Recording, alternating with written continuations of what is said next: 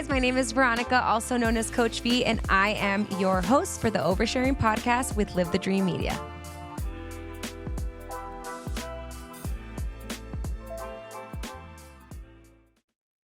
What's up, guys? Welcome back to another episode of the Oversharing podcast. I'm your host, Veronica, also known as Coach V, and I am so excited about our guest today. It took a little bit of harassing, but I'm so glad that she's here. Just a heads up, next week we have a pre-recorded episode that we're going to air either Monday or Tuesday. We haven't really decided, but I'll make sure to let you guys know. That's going to be in replacement for, obviously, Christmas Eve, and then we're taking about 2 weeks off at the studio, enjoying our time away with family and friends before we circle back in 2025 for our very first episode then on the 7th. Okay, so just wanted to give you guys a heads up before we have our next guest on. We're going to cut to a quick sponsorship break and we will be right back. My heat and air were in a state of disrepair. My drains were clogged. I was really in despair. So I called some guy. You've never seen such a mess. And every time he leaned over, well, you can probably guess. Now I get it done right by Picture Rocks Cooling. They're neat and clean, peachy keen. Really no fooling. Got a problem? Just call up and help is coming. Picture Rocks Cooling, heating and plumbing. Hi, I'm Alan Murdoch. For the past 20 years, I've been buying, fixing, and selling properties right here in Southern Arizona. And I want to buy your property. Whether it's a house, apartment, commercial building, or vacant land, regardless of the condition or the situation, I want to talk to you. When you sell to me, I pay cash and it's hassle-free. No repairs, no closing costs, and no commissions. If you have a property you don't want to deal with and you want a quick solution, call, text, or visit selltalon.com. Again, that's selltalon.com. Discover the power of 88 Crime, where your anonymous tips are rewarded with cash. When you call in anonymously with the tip, you are given a code. With the code and a password, you can walk into a bank and redeem your reward anonymously. If your anonymous tip results in a felony arrest, you can claim up to $2,500 cash reward.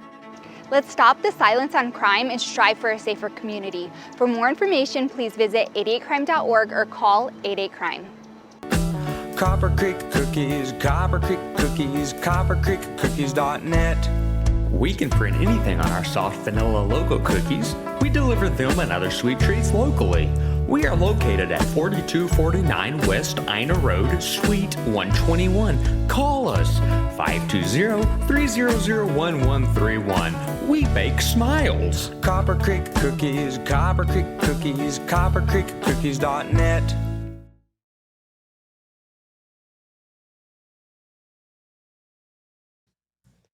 All right, guys, we are back and ready to rock and roll with our next guest. We are diving into all things hormones and women's health today. I'm so excited to have our next guest on today's episode. Dr. Villa is a naturopathic doctor that specializes in PMS, PCOS, preconception, perimenopause, and helps women prepare for pregnancy, all here in the Old Pueblo. She offers a holistic approach to medicine and is passionate about the body's ability to heal through a natural path. Please welcome to the Oversharing podcast, Dr. Laura Villa, who I harassed to be here today. Yes, you did. Thank you for being here. Thank you for having me. You guys, we turned the screen away so she's not even looking at herself. I'm not going to look. She doesn't like these headphones on her head. It's a whole thing, but she's here. She's making it work for you and me. I made it. I did it for you. Yeah. How's your morning? It's good. Yeah? Good. Dropped off the kids at school? I dropped off one. The other one's with my brother. Babysitting? Yeah. That's so sweet. It is really How old is sweet. he? 7 months old. 7 months. Dang, I can never trust my brother to take care of a 7-month-old. He's a pro. He's like, he knows what he's getting himself into. Tell us a little bit about yourself. How did you get interested in holistic health? Where did you go to school? Where did naturopathic medicine come in with women's health as being your specific interest? Tell us all about that. Yes, great question. So I had to sit down and really think about this. I'm like, where did it even start? How? So I think it started my freshman year of college. I got really into yoga. Okay. And yeah, I know. You're like, no, there's a purpose here. Give me a second. And so with that came diet. You know, growing up in Nogales, I ate like shit. Yeah, we all did. You know, like enchiladas. Tacos. Yeah. Like I never had cauliflower. I never had anything. I do something now called Hexican, healthy Mexican. I like that. Because I love my Mexican food. Like I'll do beef chorizo with like corn tortillas air fried. Like I try. It's not the best, but it's better than what we had growing up. Air fry that chimichanga. Oh, yes. Way better. Air fry the chimichanga. It's still crunchy. It'll still work out. Yeah. So I got really into diet. And so I started studying dietetics. Okay. And I got super into diet, super in nutrition. And then I realized that people, even myself, like I didn't know how to cook these healthy foods. So I was like, I'm going to go to culinary school. What the hell? I did not think that that's where this was going. Yeah. So I went to culinary school, and I'll never forget my first day. I had to make a cauliflower soup. And they gave like, me I don't even know what this a head is. of cauliflower. And I remember being like, I don't know how to cut this. This is going to be such a good episode. I know it. And I had like a little meltdown. And so that was kind of like the start of like really going into nutrition. And I had this idea. I was like, I want to be like a healthy personal chef. Like I'm going to make all these healthy meals for people. But that didn't happen. I ended up working in a catering kitchen. Okay. And I was working these crazy hours. Like I was going in at 3 a.m. I was getting out late. Dang. Like I felt horrible. I was gaining weight. I was tired. I couldn't sleep. I was taking so much Benadryl to sleep. Mm-hmm. And so it was like a really big low point for me. Yeah. And this is while you're still going to school. I had already graduated from ASU. Okay. So I had my degree in dietetics. Okay. And so I already had that, but like I wasn't even utilizing that. Yeah. Like I was just working in a catering kitchen, like making shitty food. Yeah. For Which is the complete opposite of what you thought you were going to do. Yes. And so then around that time, my mom started seeing a naturopath, and she was like, why don't you go? So I did. So I went, and it was like, that was like the turning point for me. It was an hour-long visit with this doctor where we just talked about everything. Like I remember crying in that appointment. Yeah. Relatable. Yeah. And after that, she diagnosed me with adrenal fatigue, and which I also had. Yeah. And so she gave me this adrenal tincture. I remember it. It was in a blue bottle. She made it for me, and that was just like a turning point for me. And from there, like everything got better. And then that's when I applied to naturopathic medical school. There's so much here. First of all, our stories are basically backwards. So those of you guys that are new here, I saw you also for hormone help. I would say like we started 2 years ago, roughly. Something like that. But I sent my mom first. I was like, you should go. Oh, that's right. Because she had been struggling. I don't mind talking about my mama's issues. There's no, what's the law here? The HIPAA law? Yeah. No HIPAA law on the Oversharing podcast. Oh, I don't know about that. I don't know about that. Well, I'll tell you what happened to my mom because I can. And she wasn't sleeping. Mm-hmm. But my mom has not been sleeping for years. And I remember being like, you keep going to all these doctors, you keep getting all these medications. Some people want to diagnose you basically depressed. Like you're doing all these things. And one, from a personal training standpoint, I was like, for the amount of movement that you do, like you don't eat terrible. I said, I just feel like you're holding so much inflammation. There's got to be an answer. Like something's not right. And at the point, Lily had seen you, Lily recommended you, and I told my mom to go see you first. Yeah. And then after my mom saw you and you whipped up probably the little blue bottle, something similar to her, Yeah. and she started sleeping. And she was like, oh my God, like I cannot believe that for so many years, I thought this was my normal. Mm-hmm. And it was her normal until she started sleeping again. Like it's not normal not to be able to sleep. Yeah. And then I went to see you because I couldn't lose weight. My acne was outrageous. Skin looks good. Yes, look at my skin. Yeah. The skin is skinning. Yeah. And that was a year before the wedding. So it was roughly about 2 years. And you diagnosed me with similar things. It was like adrenal fatigue. We had low estrogen, low progesterone, cortisol non-existent, all the fun things. And we'll talk a little bit more about that because I don't mind sharing my experience. But that's like literally mirrored experiences. Mm-hmm. So you went to see a naturopath. That was a turning point. You said something that really stuck out to me. And I'm sure this will be very relatable to everybody, where you go to a doctor's office and they get you sit there for 30 minutes and they get you in for 5 minutes and then you're gone. Yeah. And you said you sat there with your doctor for like an hour, and I sat there in that office with you for an hour. Yeah. And we talked about everything. Mm-hmm. So tell us a little bit about what the difference is in an approach through Western medicine versus like a naturopathic approach to health and wellness. And I feel like sometimes an hour isn't even enough. Yeah, you're like, For I a can lot still of ask people, so many I'm more like, questions. But I feel like the biggest difference is that like I want to know everything. Yeah. You know, I want to know what you're putting in your body, like what you're putting on your body, like how you're sleeping, what you're eating, what your stress is like, everything. Yeah. You know, and when you go the conventional route, I mean, they don't really want to know anything. Yeah. You know? They're just trying to fix the problem at bay quickly. Mm-hmm. And so it's just frustrating. And I feel like most of my patients that come in and they see me for the first time, I would say like 7 out of 10 leave crying. Yeah. And they just feel so heard. Yeah. And they just love it. Yeah. You know, and they're like, my other doctors don't know Anything. half this stuff about me. And it's important. It It is. matters. It is important, and I will say we can. I feel like I would try to stay within the realm of like we got to give credit where it's due. Like Western medicine is going to save your life. Open heart surgery. You're going to need medication. You have an infection. You had a car accident. Like all those things are for that. But I really feel like when it comes to stuff like pre-diabetes, diabetes, hormone health, like there's such a different route. Yeah. And I think that a lot of it has to do with like healthcare in general and how affordable it is and isn't for some people because a lot of insurances don't cover it. They only cover Western medicine. For sure. Right. So I think that's that's a whole topic for another different time. But tell us a little bit more about how that started. So you got into school. I got into school. I'm Your like, ADD is showing. What do I tell you? I'm like, which way do I go? Whatever way. I got into school. I went to school in Tempe. They changed the name of the school. It used to be the Southwest College of Naturopathic Medicine. I don't remember the new name. But I did my 4 years there, and then I moved to Tucson. And I got my first job. And I was seeing everything and everyone. I was like, I just want to be busy. And it was through that I really found I love working with women. Yeah. Mm-hmm.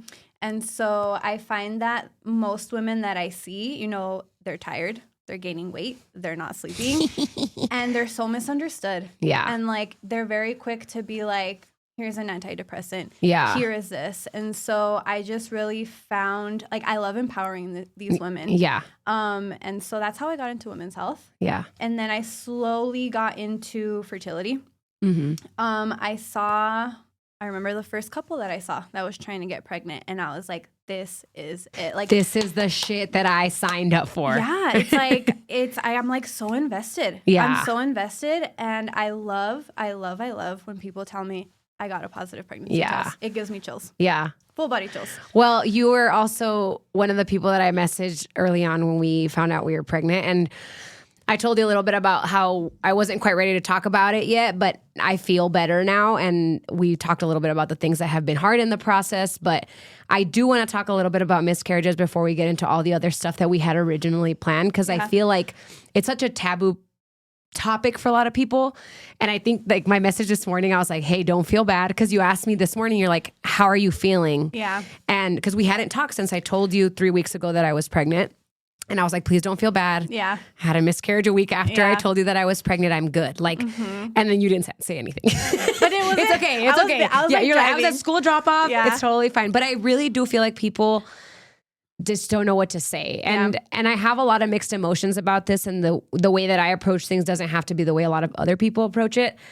But for me, and I said this on Instagram because I did like talk about it, was like I had such a good village, and I understand why people hold these things close to their hearts and they don't talk to people, because then something like this happens and then you're like, you feel bad that you told people. Like I don't feel bad. Yeah. I don't, because those people have been there for me. Like those people are going to be willing to have an open conversation today like you about how common this is. And people, the biggest thing is like people suffer in the dark. Like they either tell their partners or maybe they don't even tell their partners. Mm-hmm. And then if it's early on, like it was for me, it was basically like a period. Yeah, we went to get checked out at the ER, make sure, you know, maybe there was hope about something and it was just like a fluke, but it wasn't. And having that village for us was probably the most important thing. I keep telling my husband, like, I don't know what the alternative would have been. Yeah. Like, I don't know what it would have been like to not tell anybody and then me be in the ER, come home and be depressed for like a whole week, you know, because I didn't tell anybody. Mm-hmm. But again, that's my personal preference. Yeah.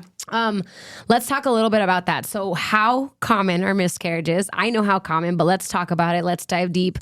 Some of the causes, like I told you, it's very common. Let's talk about all it. So tell me what you think about miscarriages. Ready, set, go. Oh my God, they're so common. Okay. I feel like that's a majority of what I see in my clinic is women are coming to me because they've had miscarriages. And so there's like so much to it. It's like you're seeing your primary care and then you're seeing like an OBGYN. You get a miscarriage and they're like, okay, after the first one, just try again when you're ready. Literally, and I told you verbatim when we left the hospital that Sunday, and I will say the doctors at Banner were amazing. Mm-hmm. Verbatim, the doctor said, "You just try again when you're ready." Yeah. And I was like, okay, And I feel like help me it's at all. dismissive. Like, Yeah. you know, something, it's a big deal. Like, Yeah. It is a big deal to go through something like that. And I feel like in that moment, you want answers. You're like, Yeah. well, why did this happen? Yeah. And you don't get that. And I feel like I try to be a very logical person. So the logical part of me wants to understand that these things happen. I get it. The other part of me is like, what did I do wrong? Where is my body going wrong? I asked you, like, I went into a little bit of a spiral, like looking up things, like, was my progesterone low? Like, 'cause all these things, you don't really have answers. And it's at this point, it's hard to tell. It already happened. You know, I don't even know where my hormones are at right now. Like, they still feel wrecked, but it is a little dismissive. And for somebody that, like me, that likes answers and likes to be proactive, I'm like, okay, so what now? yeah. Which I'm still going to go see you probably next month or the month whenever you I'm have down. openings. Yeah. But yeah, we talked about that. And so with that, I think the guideline might have changed, but it used to be that after 3 miscarriages is when they're actually gonna do something about it. So they really tell you, like, keep trying until Yeah. you've had 3. I think it might have gone down to 2. Yeah, but like we shouldn't be having it's like, 3. why? Yeah, why do I Why? got to have 3? And then what upsets me is that after the 3, there's still really not a lot of workup that's done. After that point, they send you to a reproductive endocrinologist. Okay. And reproductive endocrinologists, like, they're great. Yeah. Like, they're great at IVF, IUI. Like, they're going to do whatever they can Because to that's get what they're you trained yes. in. But they're not really going to investigate and say, okay, What well, is the problem? mhm. Which is all of your practice essentially is, okay, why? There's Yeah. always a why. Why? Yeah. That was the biggest thing when I went and saw you. Like, there's a why. Something is happening, like whatever it is, whether it's your blood sugar, whether it's your thyroid. Like, there was, so I think we did like 3 or 4 different things before we like, okay, this is where we think we're at, you know? Yeah. But I don't know like where to go. I really don't. Like, I know that I'm going to go see you, and I know that you suggested before we got on the air, like to really dive into like, okay, let's really test your blood work and in depth. But what does that look like compared to like a panel that I would talk about this all the time, but what does it do compared to a PCP panel that I see with my primary care, which I did 2 months before I got pregnant? So typically a primary care does like basic screening labs where they're looking at a CBC, which is your red and your white blood cells. Okay. And then they're doing a metabolic panel, which looks at your blood sugar, your liver, your kidneys. Sometimes they check your cholesterol. Sometimes they do a screening marker of your thyroid. Sometimes they do vitamin D, but it's very basic. Yeah. You know, like, I want to know your insulin. I want to know your hemoglobin A1C. I want to know if you have Hashimoto's. I want to know your progesterone, your estrogen, your FSH, your LH. Like, there's so many things Because that I all want to these know. things have to do with pregnancy. Mm-hmm. That's and that was one of my questions, because in the spiral that I went was like low progesterone, miscarriages under 8 weeks, you said like usually can be linked to low progesterone. So in my head, I'm like, okay, if it's low progesterone, what do I do? And you said, we can't just guess that that's what it is. You have to come in so we know what it is and then try again. Yeah. And with low progesterone, typically that will cause something called a luteal phase deficiency. So you'll have a shorter second half of your cycle. Okay. So typically you want it to be 14 days long, but when you don't have enough progesterone, that 14 days is a little shorter. So you're not giving your body enough time to implant the embryo. Let me guess that would also be linked to shorter periods. Shorter periods and sometimes premenstrual spotting. When you say shorter periods, are we talking like how many days? So I would say like around 25 or shorter. Mine's shorter. That makes sense. Look, my brain is already feeling decluttered because that makes sense to me. My cycle is anywhere from 23 to 26. That's on the shorter Usually side. 24. Yeah. Right on the money. Like, I can tell you exactly 24. So if that's the case, then now there's like, my logical brain is now thinking like there's a fix there. But if you don't know what the problem is, you can't just keep guessing. Yeah. You know? Oh, I love this much conversation. good I can stuff. geek out on this shit. Okay. What? So you say you see a lot of miscarriages or people that are trying to conceive. Like, do you have like an order of operation? Can you walk us through something like? Usually what's like the common denominator is everybody different. Everybody's so different. Yeah. I do see a lot of women who have PCOS. Okay. Like, I'm just seeing So much like of it. so much. It's insane. Yeah. So it's not something that I was ever like really interested in, but it just kind of fell into my lap. Yeah. And so I feel like PCOS is a big cause of miscarriages, but PCOS is also like different in everybody. You know, for some women, it's more their insulin. For some women, it's their testosterone. So it's just like... You can't even pinpoint exactly what it is. I had a similar experience with this, and I haven't gotten tested for PCOS. I haven't.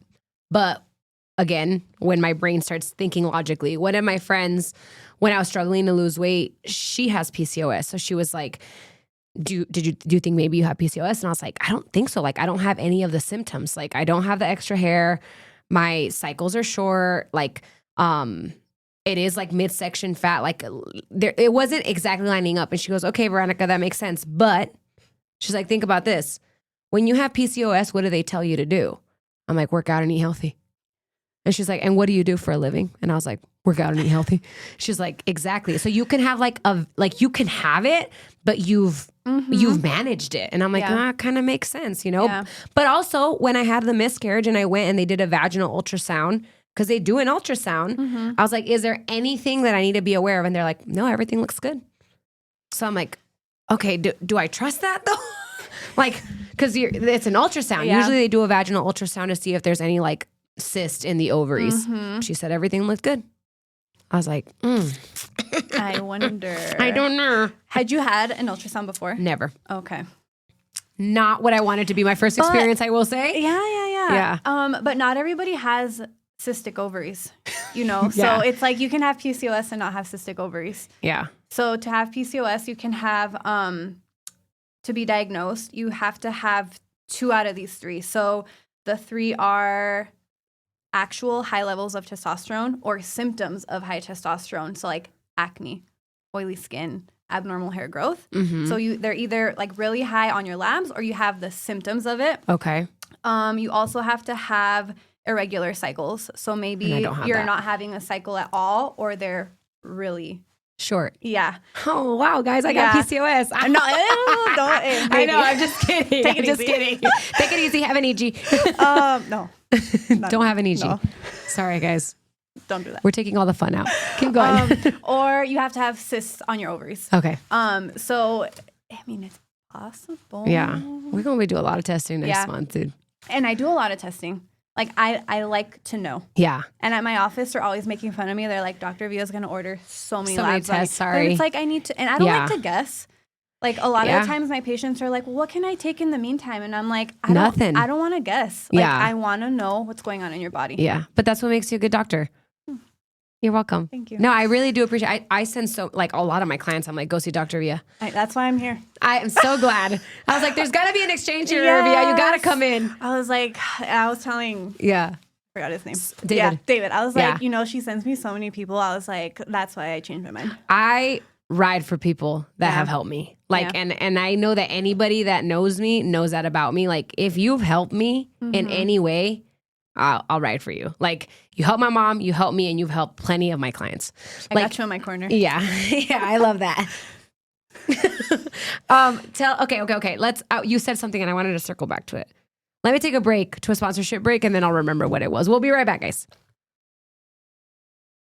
My heat and air were in a state of disrepair. My drains were clogged. I was really in despair. So I called some guy. You've never seen such a mess. And every time he leaned over, well, you can probably guess. Now I get it done right by Picture Rocks Cooling. They're neat and clean, peachy keen. Really no fooling. Got a problem? Just call up and help is coming.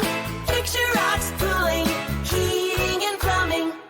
Hi, I'm Alan Murdoch. For the past 20 years, I've been buying, fixing, and selling properties right here in Southern Arizona. And I want to buy your property. Whether it's a house, apartment, commercial building, or vacant land, regardless of the condition or the situation, I want to talk to you. When you sell to me, I pay cash and it's hassle-free. No repairs, no closing costs, and no commissions. If you have a property you don't want to deal with and you want a quick solution, call, text, or visit selltalon.com. Again, that's selltalon.com.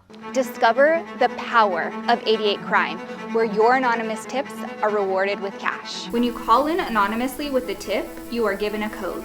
With the code and a password, you can walk into a bank and redeem your reward anonymously. If your anonymous tip results in a felony arrest, you can claim up to $2,500 cash reward. Let's stop the silence on crime and strive for a safer community. For more information, please visit 88crime.org or call 88crime. Copper Creek Cookies, Copper Creek Cookies, coppercreekcookies.net. We can print anything on our soft vanilla logo cookies. We deliver them and other sweet treats locally. We are located at 4249 West Ina Road, Suite 121. Call us 520-300-1131. We bake smiles. Copper Creek Cookies, Copper Creek Cookies, coppercreekcookies.net. All right, I remember what I was going to ask you. So when you do testing for PCOS, it's usually a vaginal ultrasound, correct? Yes. Some of it. So do you do also vaginal ultrasounds? I don't. Is that like not in your practice? So how do you test for it? I have people go to Radiology Limited. Got it. Or Simon Med. And they do it for you, and then you see the labs And itself. they send it to me. Cool. All right, so we talked a little bit about miscarriages, talked about a little bit PCOS. What is PCOS? What is it? I have some ideas because I love to geek out on this stuff, but why are we seeing it so much in women now? Yeah. Compared to even like 20 years ago. Yeah. PCOS. It stands for polycystic ovarian syndrome. Mm-hmm. And it's just like an endocrine metabolic disorder. Okay. I talked about how it's diagnosed. And it has like really intense health consequences, like long-term health consequences. So I really do, like, even if you don't want to get pregnant, like you don't care, like I still really encourage you to get it taken care of, like take care of yourself, because it does cause a lot of issues, like heart health issues. It causes fatty liver. It causes high cholesterol. It's linked to like really intense like metabolic or mental health disorders, like a lot of anxiety, depression, eating disorders. So I feel like it's really serious. So even though pregnancy might not be the outcome for some people, it's still so important to manage your hormones and balance them out for your long-term health. Do you feel, and I could guess what the answer is going to be, but do you feel like you can't get pregnant is a good enough excuse? No. Okay. Because there's always an issue. Something's not right, right? Yeah. Okay. And that you're going to come back. Topic for a different time, but that's like a whole topic in itself. Yeah. It's like there's so many things. There's so many things. Yeah. And there's so many things that you could address before you throw in the towel and say, no, that's not.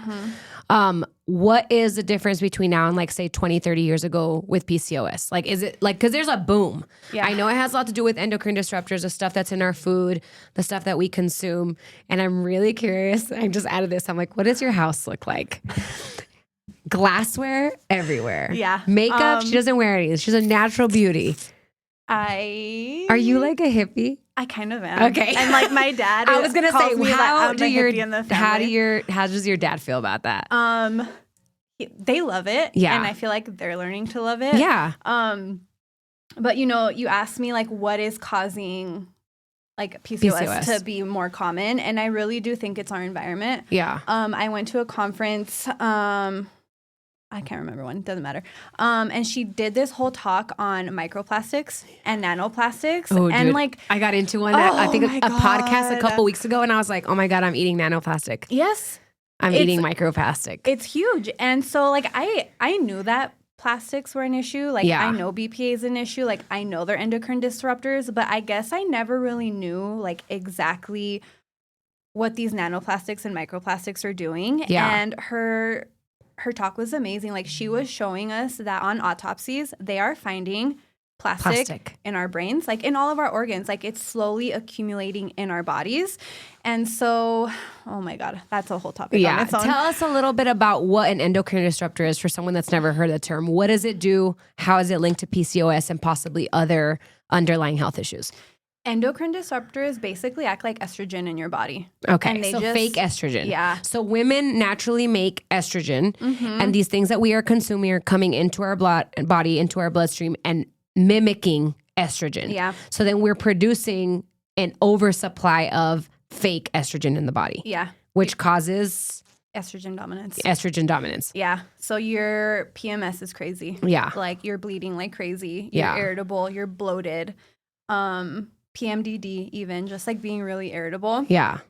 But it does. Like I see it. And that's when I like to use a Dutch test. Yes. Like we did that. Yeah. So like I don't, like Dutch testing is never my go-to test. But in cases where I feel like there's something going on with the estrogens, I always do a Dutch test because it gives you a really clear picture of all the estrogens, how they're being broken down, how they're being metabolized out of your body. Yeah. And it's a good way to assess like that, like the estrogen load in your body. And how do you, okay, so let's talk about how you deload that from your body. Yeah. So hit me, sister. And okay, I want to say like, we can't get overwhelmed with this because I was telling you like, when this whole thing happened a couple weeks ago, the whole miscarriage thing, the hardest thing for me to understand was like, how did my body fucking defeat me? Like I do all the things I'm supposed to. I work out, I eat healthy, I drink water. I try to stay on top of my hormone health. I eat out of glass, not plastic. I try not to use the microwave. I try to stay away from the dyes, like all those things. Like, yes, I try to live a little, but also it's so much and it's so easy to get overwhelmed, especially when we're talking about like, this is how you get started. Dial it back. So don't get overwhelmed with everything that she's about to say. There's a starting point, and we'll find that starting point later. There's a starting point, and you can't do it all. No. And you can't avoid it all. No. Unfortunately. Yeah. Like it's everywhere. Yeah. But I think the biggest thing is like body care products. Yeah. Like, that are going into your skin. Body care products are huge. So making sure that you're using really clean products. I like to utilize a website called ewg.org. Okay. You're able to plug products in there and it's graded. Like it tells you how safe they are for you. So I always tell patients go to ewg.org and find alternatives. Okay. And then also like candles, scented things, like that stuff is so. Can I tell you something too? So I just like I've done this for probably since I started working with you. Like it's been over a course of a couple years where I've started to get rid of things. I miss my Fabuloso, but I don't use it anymore. I use Branch Basics for all my cleaning products. Again, you can't win it all. I still wear makeup. There's stuff that goes on my skin. Cologne and perfume make me gag. Oh, yeah. Oh, my God. Like, and I don't know, like, I was never a big perfume girly, but I was like, okay, a little body spray here and there. And in the past, like, 6 to 8 months, oh, my gosh. Like, I could smell it from a mile away, and I'm like, somebody, like, instant headache. I like, it smells like alcohol. It's gross. Yeah. I'm like, this is disgusting. Why are we putting this on our body? That's just me. Again, can't win it all, but that one does it for me. Yeah. The cologne and the perfume. I don't let my husband wear cologne. Like we don't wear anything scented in my house really. Yeah. Unless it's like with essential oils or whatever. But fragrances are huge. Plastics is Plastic another water big bottles, one. plastic Tupperware. Especially microwaving them. So like if you have plastic Tupperware, fine, just do not microwave it. What else? I feel like those are the big ones. The big ones. Mm-hmm. Have you ever used the Yucca app? I know what it is. It's like the food one, Yeah. right? Mm-hmm. I've used it for products too. Oh, okay. It's pretty good. I don't know, like, if there's any kind of like controversy. You know, sometimes people do weird shit and they're like, yeah, you can have this because this is our product that we sell. Like, I'm always careful about that stuff, but I have a few clients that I've recommended Yucca to, and it's pretty easy. Oh, okay. Pretty easy app. I'm going to look it up. Yeah. It's like a think. I Just feel tells you. like I heard about it on John Jay and Rich. Oh, I love that for you. Yeah. We love John Jay and Rich. Before I forget, water. Like making sure that you're drinking Filtered water. Water. Like the tap water in Tucson. Not good. No, I've never drinking tap water here. And I did in Costa Rica though, and I came home with a parasite in my ass. You did. I swear, you think I'm kidding, but I'm not. There's a whole story. Gross. Yeah, it was disgusting. Dude, it really fucks with your head too. Guys, I'm so sorry. You guys have heard this story because I'll repeat it. I don't care. It's a funny story. So we went for a honeymoon, and when we came back, so this was recent. yeah, I was like itchy ass. I was like, what the hell is going on? That's a big parasite. So I symptom. messaged my doctor, and I was like, what do you think this is? And she goes, have you been out of the country? And I was like, yes. She's like, did you drink water? And I was like, were you in the ocean? I was like, well, yeah, like so honeymoon, duh. And then that night I asked Ernie, I was like, this is really uncomfortable. I was like, I need you to check my butthole. And he was like, no. And I was like, no? I was like, what do you mean no? I was like, if you don't check my ass, who's going to check? So I went to Nogales the next day. My sister and my mom checked, and they didn't see anything. But my doctor was like, if your sister would have turned off the light and put like a blue light, you would have been able to see like these like little white lines. And I was like, so you're gonna die. I was like, so you're saying, I was like, if my sister would have put a disco ball over my asshole, I would have lit that motherfucker up. And she was like, Veronica. I was like, send me the meds, doc. Thanks. Oh my God. I hope this never happens to you again. Okay. But in the future, you could also put a piece of tape I've heard that. on your butt. I heard that. It's supposed to like, because they peek their head out while you're sleeping. So put it on at night. It's the tape test. Yeah. And so when you wake up in the morning and you take the tape off, like they come out at night and they'll be stuck to the tape. I swear, I don't know if I was having wicked dreams, but I could have sworn at night I was like, this thing is like crawling out of me. Yeah. At night, you You like can feel it. even worse. Yeah. It was disgusting. Anyway, I'm parasite free now. Don't drink the water in Tucson, guys, or Costa Rica. I told you would have fun with me today. How did we even get on that topic? I don't even know. I don't even know either. It's okay. All right, let's go back. So what are some early signs of PCOS before we pursue someone like you for help? I wouldn't even recommend that you wait. Just go check. Yeah, like go check. I love that. Like don't wait. People don't like that answer, but it's true. Don't wait. How common is it? Like one in how many women? It's 7 to 13% of reproductive age women in the U.S. So reproductive age is where? Like reproductive age is like when you have your period, you're cycling. Oh, damn. Mm-hmm. So it's pretty common. Yeah. And I feel like there's really like no early. I feel like the earliest sign would be that your periods are irregular. Yeah. And I feel like what happens is, so it'll really show up about 2 years after you get your period. Okay. Because when you first get your periods It's are going to be weird. irregular, Like yeah. that's nothing to worry about. But then it like continues. And then a lot of these women, they go see their doctor and they're like, take some birth control. I knew you were going to say that. You know, Here's and some birth control. And then Your cramps are bad? Has nothing to do with anything else. they're Just part of irregular, life. you're bleeding a lot. Take some birth control, which is fine.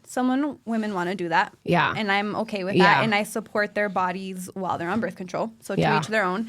But then 15 years later, they want to get pregnant. They And get have a off hard birth time. control and their hormones are a mess. Yeah. You know, the birth control just suppresses everything. It Yeah. suppresses all your hormones. So then you get off and it's really just a waiting game. Like we have to wait to see what's going to happen. I will say for some women, they get off and they're able to get pregnant right away. And that's amazing. But for others, they're not that lucky and it's just a mess. Yeah. Ernie is like super, he loves doing research and he's a trainer as well. So when we started dating early on, he was like, you should get off birth control. And I was like, you want to get me pregnant? And he's like, no, but like you should get, like it's not good for you. And I was like, okay, cool. And I didn't even ask any questions. I was like, all right, I trust your judgment. So I had been off of it for 7 years before. I mean, we've been off of it for so long. So like same thing when we actually intentionally started trying, like we got pregnant month 2. We were lucky, but it doesn't mean that it didn't take. I mean, I thought that the acne that started early on near that mark of like getting off of it was very close to tied to like my hormones were wrecked. Yeah. And it was years. When I saw you, I was 5 years of fighting with my face. And it started after birth control? It started when I got off of it. Yeah. Yeah. We struggle bus a lot. Yeah. It's very common Yeah. for that to happen because the birth control suppresses your sebum production. Yeah. And then as soon as you get off, there's like this rebound effect where it's like It was bad. you break out like crazy, but it's crazy that it lasted that long. It lasted a long time, but I also tell people I attribute it to, I did a show, a competition. Remember we talked about that? And I think that wrecked me. It does. Like bad. Because I didn't cycle out of it correctly. Like my body was like, are we What are you losing doing? weight? Are we gaining? Like, Yeah. it was wild. I wanted to ask you something about, okay, this is a question you asked me about it. Is there a specific pattern in age when it comes to things like infertility, perimenopause, noticing PCOS symptoms we already talked about? That's pretty early on from like when you start cycling. But like at what age are you commonly seeing people come in for infertility issues? I see every All of them. age. And I'm seeing younger and younger couples, which blows my mind. Like I'm seeing early 20s, couples in their early 20s, and they can't get pregnant. And I do make husbands get worked up as well because Yeah. it's 50-50. Like Yeah. it's not just you or the woman, I know? think I read somewhere that most miscarriages happen because of the sperm, not the egg. That's right. Yeah. So I agree with that.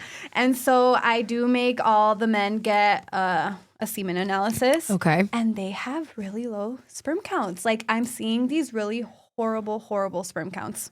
That's crazy. And again, I blame our environment. It's the same thing for them too. It's not just us living in the environment. Mm-hmm. But for them, it's not estrogen disruptors. Yeah, it is. It is? It is as well. And how does estrogen play a role in like male fertility? Similar? Yeah, very similar. Because I feel like usually we talk about testosterone when it comes to men. Yeah, and so these hormones also, or like these hormone disruptors, they also decrease your testosterone levels. So I'm also seeing these really young guys with like crazy low testosterone levels. Yeah. Like I saw a 17-year-old who had like, I'm like, this is You should be like so out of your abnormal. mind. Yeah. And but it's because we're exposed to so many things. But even like testosterone plays a role in sperm health. Yeah. So if your testosterone's off, your sperm is going to be affected as well. Yeah. When I messaged you, when did I message you? Before we started trying. Because I messaged you a week before I found out that I was pregnant. Oh, okay. So it was like all up, like literally back to back to back. And you told me like have your husband start taking these supplements. And I sent it to, and Ernie is type A. When it comes to nutrition, supplementation, and movement, like you will not get that guy to budge. Like if he's cutting, he's not even looking at that cookie. Like he's so regimented. It's annoying, but we love him for it. I sent him the supplements and I was like, hey, I said, Dr. Villa recommended that you get these. And he was like, okay. And then he kind of ignored me. And then later that day I was like, hey, did you order the supplements? And he was like, I'm already taking all the stuff that is he? are in. It said everything that's on the back of that packet. He's like, I'm taking all of it. And I was like, all right, dude. I said, do you? Good for him. Yeah.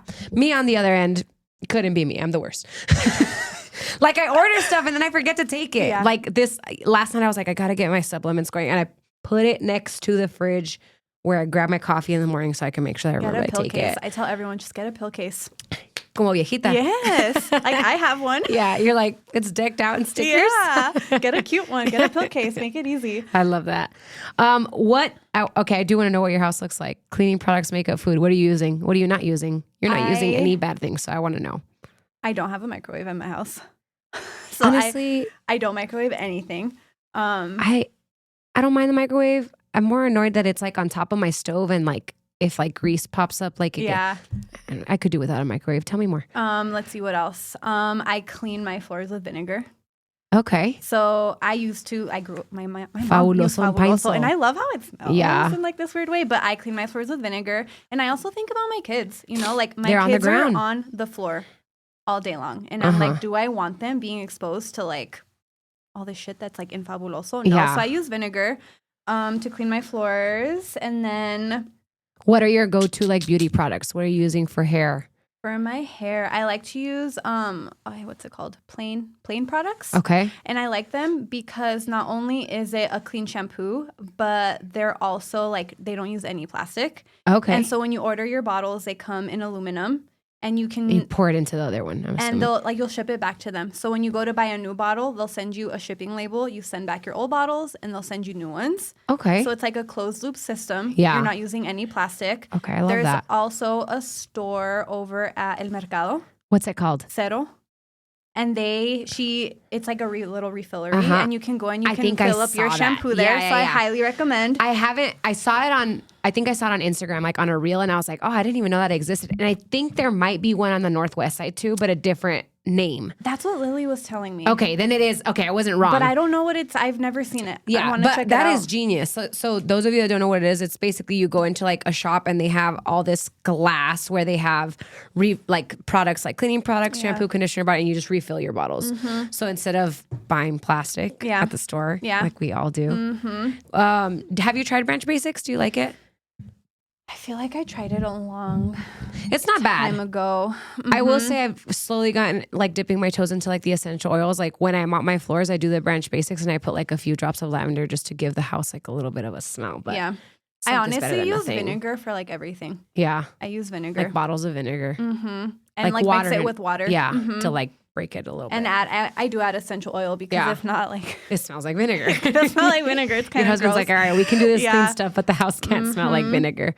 What are you seeing in women that are going in for perimenopause? Oh my gosh. This is a good one. This is a really good one because there's about 8 more episodes that you're going to have to come back on, but I do want to talk a little bit about this because I'm seeing some of my clients that are like late 40s, mid 40s that are slow. Like you can, like, I don't know the science behind all of it, but some of the things that they're saying, I'm like, oh, it's happening. It is. Because it happens like 10 years before you actually go into menopause. You can be in perimenopause for up to 12 years. That is crazy. And it just blows my mind. I feel like on average, women will go through it like mid 40s. Okay. Mid 40s, late 40s. They're slowly starting to get, like the hot flashes, the poor sleep. I actually have a whole post about this for January because I'm seeing it so often. I'm seeing women in their late 30s that are already starting to have like these really subtle symptoms. And the biggest symptom is mood changes. Like they're anxious and they're having like rage. Like they get pissed off. Hey, is rage in pregnancy a thing? It can be. I was fucking raging, bro. I was like for a second I was like, what the hell is going on? Yeah. Like Ernie doesn't piss me off. Yeah. That week I was like, I'll kill you in your sleep. Like everything was just rageful. bothering you. Everything. Yeah. Like the amount of physical touch and the amount of non-physical touch. Like the amount of kind words and then non-kind words. Like literally not fucking grabbing the towel and like laying it out so it doesn't get like a musty. Oh my God. I was crazy. So you were a little irritable. No, not a little. A lot of irritable. There's a homeopathic remedy for that. So let me know if it happens again. I will. Let me get there first. Okay. I'm sorry. I didn't mean to interrupt. So they're seeing symptoms as early as like late 30s. I'm seeing late 30s where it's like the mood. And now they're not sleeping as well. Yeah. And they're slowly starting to gain weight. So like I see those are like the main subtle symptoms. And then the hot flashes come later. The night sweats come later. But it really does start earlier than we think. And how do you fix that? So you obviously can't fix it all, but you can help it. Like you can't fix it. Yeah. But I love to use herbs. Okay. Like herbs are amazing at this point in time. Like wild yam, chase tree, black cohosh. Like all of these herbs help through that transition and they just help you feel so calm. Yeah. But part of the problem or like part of that issue is it's your progesterone is what's starting to change. So again, you're like in this estrogen dominant state, but it's not because you have too much estrogen. It's because your progesterone is slowly starting to drop. So the estrogen is taking dominance in it without really going higher. The other one is dropping, so it just stays high. Like it's not that it's actually high. You just don't have progesterone to balance it out.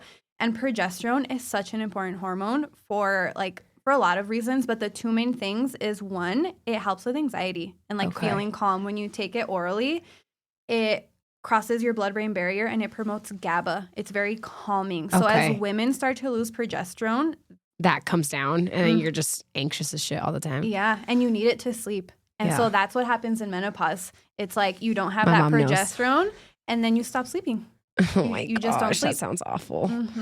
I want to talk about we for sure, no joke, all jokes aside, like you're going to have to come back and like really deep dive on one of like these things. But I do want to talk about something that I think is like super telling for most women. When I went to see you 2 years ago, you're like, I remember this conversation. You said, "Are you tired?" And I was like, well, yeah. I was like, but everyone's tired. And I said, but I wake up and I'm like, wow, it's going to be a great day today. And you're like, no, that's not normal. And I was like, what do you mean? So the contributing factor was that my cortisol was low. Yeah. The fight or flight hormone, as most people call it. So how can you make me understand that one more time? Like, how did I get to a point where like, what did I drive my cortisol so high that my body tapped out and was like, I'm not giving you this anymore? Like, what is the process of that? And how can we help women? Because most women, if you're like, you can have a husband, but most women are head of the household. Like that train runs because you run that train. And on that note, I feel like I see this in like all of my mom. Yeah. All my mom patients are in that same boat. Like they don't have any more cortisol? Okay, explain this to us because it's hard for me to make sense. But it happens in phases. And so, when something stressful happens, your body makes cortisol in response to that to get you through that stressor. But then it comes back down to a normal level. But then, you're chronically stressed, as we all are. Like everyone's super stressed out with work, with kids, with everything. And so I would say for you, like maybe your competition was like a stress on your body. So like your body's pumping cortisol. to get you through it. So you're in this state of high cortisol. And with that really comes more so just like anxiety. Like you're anxious, but like you still feel good. You're energized. You're able to get through stuff. Maybe you don't sleep as great. But you're just kind of getting through the day. Yeah, Like you're rolling. getting through the day. But then your body can't keep up with that anymore. It's like, I'm tired. Yeah. And so then that's when your cortisol tanks. And that's when you get into like this stage 3 HPA axis dysfunction. It's like your body's at its breaking point. It can't keep making cortisol anymore. So you're still anxious. But now on top of that, you're exhausted. Which I was. And a key symptom, and I always ask all my patients, I ask them, how do you feel after a workout? Because if you're at this stage where you're completely depleted and you do like a hit especially, I don't do so hit much workouts like anymore. strength, Yeah. but if you do a hit workout and you need to take a nap after, like you are Depleted. you're done. Yeah. Well, that was one of the questions because I remember you're like, are you tired? And I was like, yeah, dude. And I was like, take a nap. And I was like, I take like a 3-hour nap every day. And you're like, that's not normal. Yeah. And I will say, when I started taking the adrenal supplement, which was very helpful, Ernie noticed a difference in the adrenal supplement within like 3 or 4 days, Most people do. which was wild. And I instantly stopped napping. Yeah. Like instantly. Now I nap because I want to, not Yeah. because I have to. Now I'm like, oh, it's the middle of the day. I'm bored. I don't have anything to do. Me voy a acostar un Yeah. ratito. I'll 20, 30 minutes. Every now and then I'll hit an hour. But if I force the hour now, I'm like, I feel groggy. Yeah. Where I used to go home and sleep for 2 to 3 hours straight. I remember. Like, do not poke the bear. She's asleep. And then I'd wake up and I'd still be tired. Like, I Yeah. was exhausted. Yeah. And that was like the biggest thing. You're like, that's not normal. Like, and I was no. like, No, that's girl. kind of weird. Yeah. Kind of suspicious. But I feel like people don't nap because they can't. Yeah. A lot of people. But they hit that 2 o'clock Come crash. 12 o'clock, they need a coffee. Yeah. They need a Red Bull. They need something. Yeah. That's crazy, super common. So then we tank out at the bottom. And then how do we supplement correctly to help our body get back to like its baseline? Yeah. So I like to use actual adrenal gland, Yeah. which is in that adrenal product that I like. And Yes. so I'm giving your body like the cortisol, the adrenal gland Yeah. to like really bump you up. And that's going to bring you back to like a normal cortisol curve. But ultimately, like I tell my patients, like you need to reflect on what got you to this point, because if we don't address that, you're going to be right back to where you were. Yeah. You So in know? other words, stress management. I think that's a really hard pill to swallow for a lot of people, because when you go to the doctor and they're like, just manage your stress, you're like, okay, what the fuck does that mean?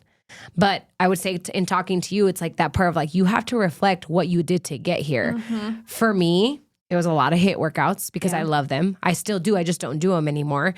And it was being in 80 places at once and feeling like if I sat down, I wasn't being productive. Yeah. And now I don't do that. Now, Tuesdays and Thursdays, you can catch me at home, waking up at 6 a.m, having my coffee on the couch. That's so nice. Yeah. I can't be bothered. And saying no in 2024 was the biggest lesson for me, but it changed the dynamic of my stress levels. I love to be the girl. I love to be there. I love the camaraderie. I want to party. I want to do all the fun things all the time. I have said no so many times this year. I think it's so important. And I it's feel so much better. Such a hard thing to do It's so initially, hard. and sometimes people get mad at you. Yeah. But I think it's such an important boundary to learn, to master. But I think it's also the way that you present it. Like I have a client who also like, she's literally almost every day of the week has something to do and then is exhausted and then shows up to her workout. She's super tired. And I'm like, you need to learn how to say no. She's like, I just don't know how. And I'm like, people will respect you more when you can say, hey, I know you know me and this is really hard for me, but I'm going to have to take a step back and count me out on this one. And most people that care about you, like your real friends, are going to be like, hey, we get that's hard for you. We'll see you next time, you know? We are getting close to wrapping up, but I want everyone to know where they can find you, where your office is, how they can get in touch with you, your Instagram, all the fun things. So you can find me at Genesis Natural Medicine Center. And you can also find me on social media. My Instagram is it Dr. Lauravia? It's doctor, but just DR. Let me see. DR Lauravia. I'll find it for you. Her Instagram is DR. Yep, DR Lauravia.